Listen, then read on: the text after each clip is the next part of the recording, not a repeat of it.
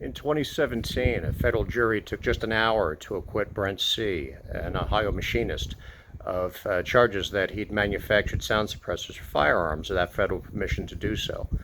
Um, What's interesting about the case isn't just the acquittal, it's that we don't really know why the jury brought its not guilty verdict.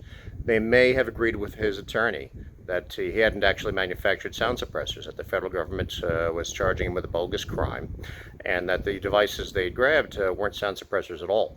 Or they may have agreed with a lot of Americans who enjoyed using sound suppressors because they might save hearing by making firearms less noisy, or by suppressing that noise. It might just be polite to use around the neighbors.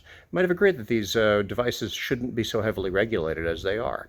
So, by bringing a not guilty verdict, this jury makes the federal government work a little harder and think a little harder. It puts the federal government on notice that there may not be support for lazy indictments that don't prove the case. And there also may not be support for certain laws that go after popular liberties.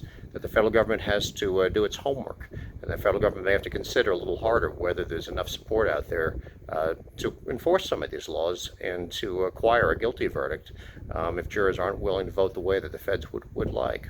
So the jury in this case put the federal government on notice in a couple of ways. And it may have been an act of jury nullification, or it just may have been the jury saying that the feds can't be lazy.